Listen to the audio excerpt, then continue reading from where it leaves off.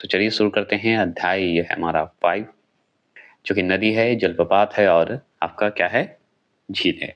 तो चलिए शुरू करते हैं और इसे भी पार्ट बाय पार्ट लाएंगे, लेकिन आप सपोर्ट और सब्सक्राइब करते रहें और लाइक करते रहें। तो पहला क्वेश्चन आपके पास है कि निम्न में से कौन सी नदी जो है ज्वार नदमुख बनाती है। तो निम्न में से कौन सी नदी ज्वार नदमुख बनाती है, तो ऑप्शन नंबर बी ताप्ती नदी जो है, याद रखिएगा, ज्वार नदमुख बनाती है, एस्चुरी बनाती है ना। अगर बात करें तो भ्रंश घाटियों में बहने वाली नदी, जो भ्रंश घाटी में बहने वाली जो नदियां होती है, समुद्र में मिलने से पहले ज्वार नदमुख का निर्माण करती है, एस्चुरी का निर्माण करती है। तो भ्रंश घाटियों में बहने वाली नदियां समुद्र में जाने से पहले ही ज्वार नदमुख बनाती है या ज्वार नदमुख का निर्माण करती है। ताप्ती जो है भ्रंश घाटियों में प्रवाहित होने वाली नदी है। तो ताप्ती जो नदी है हमारा भ्रंश घाटियों में बहने वाली नदी है। यह जो है मध्य प्रदेश के बैतूला जिले से, देखिए बैतूला और बैतूला एक ही होता है, ठीक है, याद रखना है, कहीं कहीं दे देता है बेतुला। तो मध्य प्रदेश के बैतूला जिले में स्थित जो है सतपुड़ा पर्वत श्रेणी है। कौन सा पर्वत श्रेणी है, सतपुड़ा पर्वत श्रेणी है। कहाँ है, मध्य प्रदेश में। कौन से जिले से, तो बैतूला जिले से। और सतपुड़ा पर्वत श्रेणी की उभी कौन सी पहाड़ी से निकलती है, तो मुल्ताई पहाड़ी से निकलती है। तो क्या निकलती है, ताप्ती नदी निकलती है। क्लियर हो गए। तो मुल्ताई पहाड़ी से निकलती है, क्लियर हो गए। चलिए, जो कि अगर बात करें, जो कि पूरब से पश्चिम की ओर, ये भी पूछता है कि ताप्ती नदी किधर से किधर बहती है, तो पूरब से पश्चिम की ओर नर्मदा के लगभग समानांतर कितनी किमी की लंबाई में जो है एक द्रोणी में प्रवाहित होती है, तो 724 किमी की लंबाई में एक द्रोणी में प्रवाहित होती है, ठीक है, आप जानते हैं। तो 724 किमी की लंबाई तय करती है, याद रखिएगा। लेकिन हम चाहते हैं कि वीडियो का प्लेलिस्ट बना दें कि आप छुट्टी के बाद अगर फ्री हो तो सारे वीडियो देख लें। हमें वो दिक्कत नहीं होती कि व्यू नहीं जा रहा, ये नहीं जा रहा। मुझे बस कंटेंट देना है जिससे आपको एग्जाम में क्रैक हो। जो हम पे भरोसा किए हैं उनका भरोसा जीत सके, है ना। और 100% जीतेंगे, क्योंकि मुझे पता है कि क्वेश्चन कहाँ से आता है। यह जो है महाराष्ट्र के खानदेश के पठार एवं गुजरात के मैदान को पार करते हुई अरब सागर में गिरती है। समझ गए। याद रखिएगा ये गिरती कहाँ है, ताप्ती नदी। तो ताप्ती नदी तो गिरती है, ये महाराष्ट्र, ताप्ती नदी जो है महाराष्ट्र के खानदेश के पठार एवं गुजरात के मैदान को पार करते हुई अरब सागर में गिरती है। समझ गए, कहाँ गिरती है, अरब सागर में गिरती है। दूसरा प्रश्न सुनिए कि निम्नलिखित में से कौन भारत के लेक डिस्ट्रिक्ट, ठीक है, लेक डिस्ट्रिक्ट के रूप में जाना जाता है। कौन जाना जाता है, लेक डिस्ट्रिक्ट मतलब झील डिस्ट्रिक्ट के रूप में कौन जाना जाता है बताइएगा, तो नैनीताल जाना जाता है। और नैनीताल है कहाँ, उत्तराखंड में, यूटी में, है ना। बारी आवाज को इग्नोर करिएगा, डॉग है, ठीक है। तो चलिए हम जानते हैं। तो सुनिए, उत्तराखंड राज्य में स्थित नैनीताल को भारत के लेक डिस्ट्रिक्ट, याद रखिए लेक डिस्ट्रिक्ट मतलब लेक जिला भी कर सकते हैं, कहा जाता है ना। तो लेक डिस्ट्रिक्ट के नाम से कौन जाना जाता है, नैनीताल। नैनीताल है कहाँ, उत्तराखंड में, उत्तराखंड राज्य में है, रूप में जाना जाता है, ये हम जान गए। क्योंकि इसके चारों ओर, मतलब क्योंकि यह चारों ओर से झीलों से घिरा हुआ है, तो यह जो है कौन, नैनीताल जो है हमारा चारों ओर से झीलों से ही घिरा हुआ है। तो लेक, लेक माने झील, झील से ही घिरा हुआ है। यहाँ जो है, यहाँ की अगर बात करें, मतलब कहाँ की बात करेंगे, नैनीताल की बात करेंगे। नैनीताल की बात करेंगे तो यहाँ की सबसे प्रमुख झील, मतलब नैनीताल की सबसे प्रमुख झील नैनी, तभी तो नैनीताल है ना, याद रखिएगा, ठीक है, जिसके नाम पर इस जिले का नाम नैनीताल पड़ा है। समझ गए, क्लियर है, नाम पड़ा ही है नैनी के नाम पे ही, इस झील के नाम से ही। चलिए, कर्नाटक स्थित जो प्रपात किस नदी पर स्थित है या कौन सी नदी है, तो शरावती नदी है। ये जरूर बताइएगा, यही क्वेश्चन था, किस नदी स्थित है, कौन सी नदी स्थित है, यहाँ होना चाहिए था यार, ठीक है, तो शरावती नदी। चलिए आगे चलते हैं। तो आगे है कि जो प्रपात कर्नाटक में कौन से जिले में, कर्नाटक के कौन से जिले में, शिमोगा जिले में, कौन सी नदी का सहायक नदी है, तो कावेरी नदी की सहायक नदी है। कौन, शरावती नदी, ठीक है। और शरावती नदी पर ही स्थित है हमारा जोग प्रपात।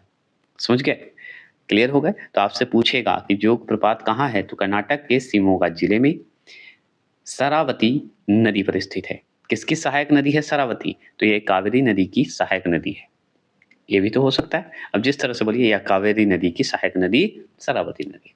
तो ये जोग जलप्रपात जो है, जो यहाँ देख रहे हैं, जोग जलप्रपात जो बना है 4 छोटे-छोटे प्रपातों से मिलकर बना है, जिसका नाम राजा, राकेट, ठीक है? राकेट, रोरर ये सब झील है, ठीक है? दाम दाम बलाचे से मिलकर बना है। कौन मिलकर बना है? तो जो प्रपात मिलकर बना है। ये चारों से मिलकर, ठीक है? इसका अन्य नाम अगर बोले, किसका? जोग प्रपात का अन्य नाम बोले, तो आप बताइएगा गरशुप्पा या महात्मा गांधी जलप्रपात भी कहा जाता है। तो आप क्या बोलिएगा कि जोग जलप्रपात का दूसरा नाम है गरसोपा के नाम से जाना जाता है या महात्मा गांधी जलप्रपात के नाम से भी जाना जाता है, जो कि कहाँ स्थित है? कर्नाटक में। कर्नाटक के कौन से जिले में? सॉरी, शिमोगा जिले में। शिमोगा जिले में है तो किसकी सहायक नदी पे है? तो कावेरी नदी की सहायक नदी पे। कौन सी नदी? तो शरावती नदी पे। जोग जलप्रपात बना कैसे है? तो 4 छोटे-छोटे प्रपातों से मिलकर बना है। राजा, राकेट, रूरर और दाम ब्लाचे, ठीक है? ब्लाचे से मिलकर बना है। इसकी अगर ऊंचाई पूछे तो 253 मीटर बताना है। चौथे प्रश्न है कि भारत की सबसे लंबी झील कौन सी है? तो सबसे लंबी झील अगर पूछे भारत की, तो अभी तो भारत की सबसे लंबी झील हो गई हमारा केरल का। कौन है? बताइएगा। वेम्बनाड, वेम्बनाड झील, ठीक है? क्या है? वेम्बनाड। वेम्बनाड झील जो है भारत का सबसे लंबी झील हो गई है। अब इसके बारे में हम जानते हैं, तो सुनिए। केरल राज्य में अवस्थित वेम्बनाड, ठीक है? यहाँ पे आप वेम्ब अलग कर दीजिएगा, नाड अलग कर दीजिएगा, ठीक है? याद करने के लिए। तो वेम्बनाड जो है केरल राज्य में अवस्थित है, ये हम पढ़ लिए। भारत की सबसे लंबी ताजे पानी की झील है, ये ध्यान रखना है। कौन सी पानी की है? ताजे पानी की झील है। कौन सी झील ताजे पानी की है? तो ये वेम्बनाड है। कहाँ है? केरल में। और ये सबसे लंबी झील हो गई है। किसकी? भारत की, इंडिया की। यहाँ अब देखिए, यहाँ पर कहाँ? वेम्बनाड पे, मतलब केरल में। यहाँ पर, ठीक है, क्या पाए जाते हैं? वेम्बनाड झील जो केरल में है, वहाँ पे क्या पाए जाते हैं उस झील में? तो कयाल पाए जाते हैं। क्या पाए जाते हैं? कयाल, ठीक है? कयाल पाए जाते हैं, जो मछली पकड़ने व नौकायान के लिए प्रयोग किए जाते हैं। और सही बात है, मछली रेस भी होता है उस जगह पे, उस झील में, समझ गए? और ये बहुत पौराणिक है। तो केरल में हर जगह छोटे-छोटे झील में होते रहता है, तो वहाँ पे ज़्यादा होता है। केरल राज्य में अवस्थित वेम्बनाड झील में क्या पाए जाते हैं? कयाल पाए जाते हैं। कयाल पाए जाते हैं तो मछली पकड़ने व नौकायान के लिए प्रयोग किया जाता है, जो कयाल बनता है, ठीक है? इसे जो है क्या कहा जाता है? इसे कौन सी झील भी कहा जाता है? कौन से झील के नाम से भी जाना जाता है? वेम्बनाड झील जो केरल में है, उसे एक और नाम से जानते हैं। उसका नाम बता सकते हैं? तो हम तो प्यार से बोलिए पुनमदा झील, ठीक है? पुनमदा झील। और ये शब्द जो है आपका दूसरा नाम है किसका? वेम्बनाड का। तो वेम्बनाड का दूसरा नाम बताइए। वेम्बनाड झील जो केरल में है उसका दूसरा नाम तो पुनमदा झील भी कहा जाता है। समझ गए? लेगुन झील की तरह होता है, ठीक है? वहाँ इस्तेमाल किया जाता है कयाल शब्द। बस इतना ही जान लीजिए और कुछ नहीं है। 5वां प्रश्न देखते हैं। 5वां प्रश्न क्या है कि निम्नलिखित में से कौन सी नदी जो है ज्वार नदमुख बनाती है? तो कौन सी नदी जो है ज्वार नदमुख बनाती है? तो ये नर्मदा नदी जो है ऑप्शन के हिसाब से ज्वार नदमुख बनाती है। ताप्ती नदी तो हम पढ़े हैं, वो भी बनाता है, लेकिन आपका नर्मदा नदी भी बनाता है, ये आप जानते हैं। इस ऑप्शन के हिसाब से कृष्णा, महानदी, गोदावरी ये जो है ज्वार नदमुख नहीं बनाते, ठीक है? तो चलिए इसके बारे में हम जानकारी लेते हैं, तो सुनिए। नर्मदा नदी जो है मालवा पठार की अमरकंटक पहाड़ी से निकलती है। कहाँ से निकलती है? अमरकंटक पहाड़ी से निकलती है। यह जो है विंध्य एवं सतपुड़ा पर्वत के मध्य जो है भ्रंश घाटी में पूरब से पश्चिम की ओर प्रवाहित होती है। अब पूरब से पश्चिम की ओर ही प्रवाहित होती है, मतलब अरब सागर की ओर जाके गिरेगी। ये भी नर्मदा नदी भी, ये भी जान लीजिए, जैसे ताप्ती नदी था। तो आपसे एक बात जान लीजिए, पूरब से पश्चिम के मतलब ईस्ट से वेस्ट की ओर जाएगी, है ना? पूरब से पश्चिम मतलब ईस्ट ये है और वेस्ट है, मतलब इधर से इधर जाएगी। पूरब से पश्चिम की ओर प्रवाहित होती है, प्रवाहित हुई और ये अरब सागर में स्थित खंबात की खाड़ी में गिरती है, ठीक है? तो ये भी याद रखना है कि नर्मदा नदी जो है अरब सागर में ही स्थित है, अरब सागर में ही जाके गिरती है, लेकिन अरब सागर के कहाँ पे, खंबात की खाड़ी में गिरती है, ये जरूर ध्यान रखना है। तो नर्मदा नदी जाके गिरेगी कहाँ, अरब सागर में, लेकिन अरब सागर में कहाँ, जहाँ पे खंबात की खाड़ी है वहां जाके गिरती है। क्लियर हो गया। और जान लीजिए यह जो है कौन, नर्मदा नदी, यह जो है अपने मुहाने पर ज्वार नदमुख एस्चुरी, एस्चुरियस बोलते हैं, मतलब ज्वार नदमुख का निर्माण करती है। समझ गए। तो नर्मदा नदी भी भाई बनाता ही है, क्या बनाता है, ज्वार नदमुख बनाता है। अब नर्मदा घाटी की बात करते हैं। तो नर्मदा नदी पर ही, नर्मदा घाटी का अधिकांश भाग अगर आपसे पूछे तो कहाँ है, मध्य प्रदेश, महाराष्ट्र और गुजरात राज्यों में स्थित है। और महाराष्ट्र है और गुजरात राज्य में स्थित है। समझिए नर्मदा घाटी। अगर बात करें जबकि अन्य तीनों नदियां भारतीय प्रायद्वीप के पूर्वी तट पर जो है डेल्टा बनाती है। पूर्वी तट पर तीनों जो है मतलब कृष्णा, महानदी और गोदावरी, ये सब जो है पूर्वी तट पर जो है डेल्टा बनाती है। ये भारतीय प्रायद्वीप के पूर्वी तट पर, ये भी ध्यान रखना है। तो वो सब डेल्टा बनाती है, लेकिन ये सब ज्वार नदों को बनाता है। चलिए छठा प्रश्न क्या है कि मध्य भारत से निकलकर यमुना गंगा में मिलने वाली नदी निम्नलिखित में कौन सी है, बताइएगा। तो ये है बेतवा नदी। बेतवा नदी का नाम आता है कि मध्य भारत, मतलब मध्य भारत से निकलकर यमुना गंगा में जाके मिलने वाली नदी से पूछ रहा है, मतलब यमुना या गंगा नदी में जाके मिलती है, तो वो कौन सी नदी है, बेतवा नदी है। बेतवा नदी है मतलब मध्य भारत, मतलब मध्य प्रदेश की बात हो रही है। तब सुनिए, बेतवा जो है, तो बेतवा नदी जो है यमुना की सहायक नदी है। समझ गए, यमुना की सहायक नदी है जो कि मध्य प्रदेश के होशंगाबाद, मध्य प्रदेश के होशंगाबाद जिले में विंध्याचल पर्वत से निकलती है। ठीक है, तो कहाँ से निकलती है, विंध्याचल पर्वत से निकलती है। मध्य प्रदेश के कौन से जिले से, होशंगाबाद जिले से। होशंगाबाद जिले में कौन सी पर्वत है, विंध्याचल पर्वत है। वहां से क्या निकलती है, बेतवा निकलती है। बेतवा क्या है, यमुना की सहायक नदी है। और सुनिए, हमीरपुर शहर के निकट जो है यमुना के दाएं तट पर मिलती है, तो यमुना के दाएं तट पर मिल जाती है। सातवां प्रश्न क्या है, सुनिए। सातवां प्रश्न है दामोदर नदी को बंगाल का शोक कहा जाता है क्योंकि, तो दामोदर नदी को बंगाल का शोक कहा जाता है, क्यों कहा जाता है, क्योंकि ऑप्शन नंबर ए, इसमें अधिकतम मृदा अपरदन होता है। मृदा अपरदन मतलब मृदा यहाँ से मिट्टी बह के जाती है, इसलिए बंगाल का शोक कहा जाता है दामोदर नदी को। अब क्यों कहा जाता है सुनिए। तो यहाँ पे जान लीजिए कि दामोदर नदी को बंगाल का शोक कहा जाता है, ये हम जान गए। क्योंकि क्योंकि यह नदी जो है, कौन नदी, दामोदर नदी, नदी जो है वर्षा ऋतु में बाढ़ के कारण भयंकर तबाही मचाती है। इसका उद्गम जो है छोटा नागपुर पठार से होता है। तो छोटा नागपुर पठार से तो ये निकलता ही है दामोदर नदी, लेकिन बंगाल का शोक हो जाता है क्योंकि बंगाल में ये तबाही मचा देता है, बाढ़ आ जाता है वर्षा ऋतु में। समझ गए। आठवां प्रश्न की बात करें तो खारी नदी जिसके अपवाह तंत्र का अंग है वह है, तो खारी नदी जिसके अपवाह तंत्र का अंग है वह है डी, बंगाल की खाड़ी। क्या है, वह है बंगाल की खाड़ी। क्लियर हो गया। अब बंगाल की खाड़ी है तो सुनिए, खारी नदी जो है पश्चिम भारत में प्रवाहित होने वाली एक नदी है। क्या है, एक नदी है। तो खारी नदी जो है पश्चिम भारत में बहने वाली या प्रवाहित होने वाली, बहने वाली कहिए, प्रवाहित होने वाली कहिए, एक नदी है। तो आगे पूछेगा, खारी नदी का नाम सुन लिए, अपवाह तंत्र है, तो वो है क्या, तो ये पश्चिम भारत में बहती है, ऐसे याद रखिएगा। ठीक है। जो क्या, खारी नदी जो है बहने वाली एक नदी है जो गुजरात राज्य में स्थित है। तो गुजरात राज्य में स्थित है, तो खारी नदी कहाँ है, तो गुजरात राज्य में स्थित है। अब गुजरात राज्य में स्थित है तो गुजरात राज्य के कहाँ पे, कौन से, तो याद रखिएगा मटन मध्य गांव से निकलकर चंबल नदी में जो है मिल जाती है। ठीक है, तो खारी नदी जो है पश्चिम भारत में प्रवाहित होने वाली नदी है, हम जान गए। ये भी जान लीजिए कि ये जो खारी नदी है वो हमारा गुजरात राज्य में स्थित मटन मध्य गांव से निकलकर चंबल नदी में मिल जाती है।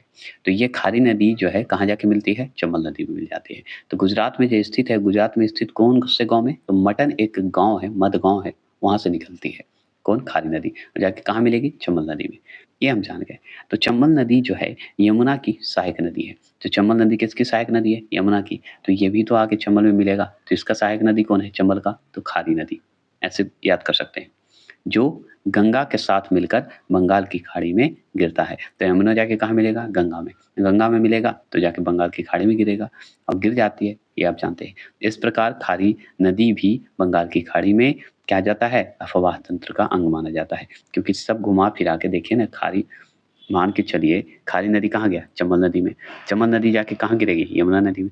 यमुना में जाएगी तो गंगा में, और गंगा कहाँ जाके गिरेगी? बंगाल की खाड़ी में। बंगाल की खाड़ी में गिरेगी मतलब बंगाल की खाड़ी अफवाह तंत्र अंग बन जाएगी। तो खारी भी क्या हुआ? बंगाल की खाड़ी का अफवाह तंत्र अंग है। क्लियर हो गया? 9वां प्रश्न है। 9वां प्रश्न को देखिएगा, प्रायद्वीपीय भारत की सबसे लंबी नदी कौन सी है? तो प्रायद्वीपीय भारत की सबसे लंबी नदी कौन सी है आपसे पूछेगा, तो ऑप्शन नंबर बी गोदावरी है, क्योंकि प्रायद्वीपीय भारत की है और ये साउथ की भी है, आप जानते हैं। अब चलिए इसके बाद हम क्लियर करते हैं। तो सुनिए, प्रायद्वीपीय भारत की सबसे लंबी नदी गोदावरी नदी, और ये कौन है? साउथ है, मतलब प्रायद्वीपीय भारत मतलब दक्षिण भारत की सबसे लंबी नदी गोदावरी नदी है, जिसकी कुल लंबाई अगर पूछे तो आप बताइएगा 1465 किमी है, मतलब 1465 किमी है। क्लियर हो गए? तो एक बात ध्यान रखना है कि प्रायद्वीपीय भारत की अगर बात करें कि सबसे लंबी नदी कौन सी है, तो गोदावरी नदी है, और ये दक्षिण भारत की भी आपको माना जाता है।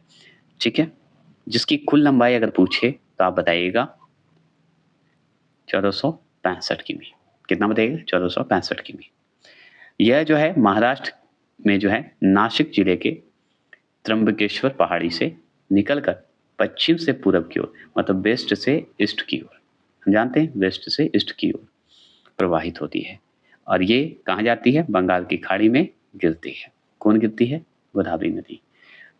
इसे दक्षिण भारत का गंगा या दक्षिण का गंगा, दक्षिणी गंगा कहिए, दक्षिण गंगा कहिए, भारत की गंगा कहिए, तथा वृद्ध गंगा बोला जाता है, बूढ़ी गंगा, बूढ़ी गंगा, वृद्ध गंगा मतलब बूढ़ी गंगा के नाम से भी जाना जाता है। किसे? गोदावरी को।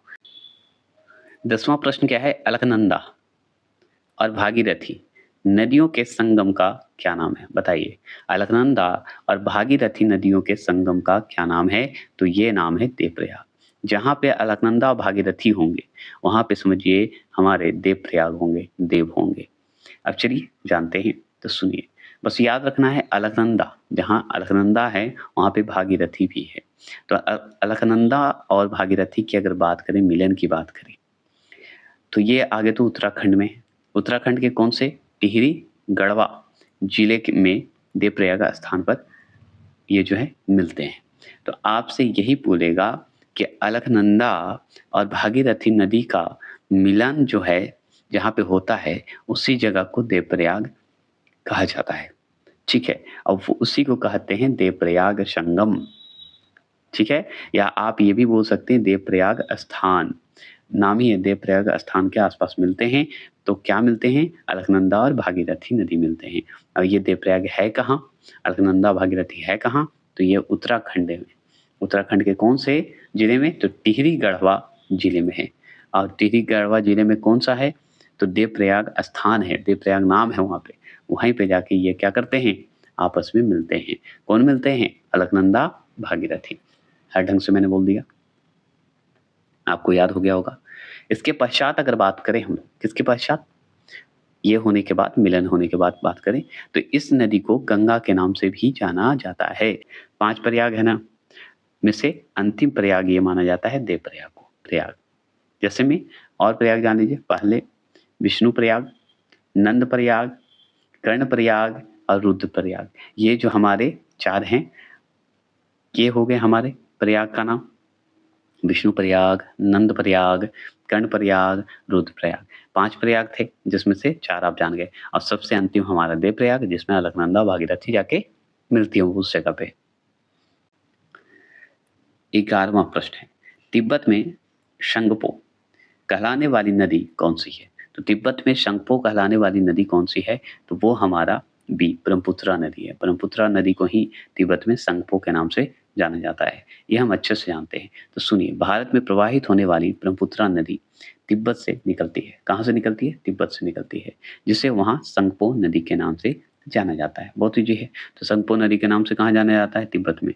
और भारत में ब्रह्मपुत्रा नदी के नाम से जानते हैं। बांग्लादेश में इसे जो है जमुना के नाम से जानते हैं। तो भारत में ब्रह्मपुत्रा, तिब्बत में संगपो और बांग्लादेश में जमुना के नाम से जानते हैं। अब देखिए 12वां प्रश्न की बात करते हैं। तो निम्नलिखित में से कौन जो है 2 भारतीय राज्यों की सीमा पर स्थित झील है? सोचिए, निम्नलिखित में से ऐसा पूछ रहा है कि 2 भारतीय राज्यों के बीच का ही एक सीमा है, 2 राज्यों के बीच एक सीमा है जो कि झील स्थित है, झील है। कौन-सा झील है पता है? डी, पुलिकट झील। क्या है? पुलिकट झील। अब कौन-कौन से राज्य में? तो हम जानते हैं पुलिकट झील जो है आंध्र प्रदेश और तमिलनाडु दोनों का हिस्सा में आता है। ठीक है? सबसे ज़्यादा लेकिन आंध्र प्रदेश का हिस्सा में आता है। छिछली अनूप झील है। ठीक है? मतलब लैगून झील है। अनूप कहने का मतलब है लैगून। ठीक है? लैगून झील है। एक बात ध्यान रखिएगा कि पुलिकट झील जो है वो सबसे ज़्यादा 97% जो है भाग हमारा आंध्र प्रदेश में फैला हुआ है और 3 ही % जो है तमिलनाडु के हिस्से में आता है पुलिकट झील। इसीलिए ये दोनों का सीमा बनाता है, आंध्र प्रदेश और तमिलनाडु का। समझ गए? और ये लैगून झील है, ये ज़रूर ध्यान रखिएगा, इतना जानने की ज़रूरत है क्योंकि पूछ देगा कि पुलिकट झील कैसा है? तो लैगून झील है, जो कि भारत की दूसरी सबसे बड़ी खारे पानी की झील है। श्रीहरिकोटा द्वीप की अगर बात करें तो इस झील को बंगाल की खाड़ी से अलग करता है। श्रीहरिकोटा जो द्वीप है, इस झील को बंगाल की खाड़ी से अलग करता है। किससे करता है? बंगाल की खाड़ी से अलग करता है।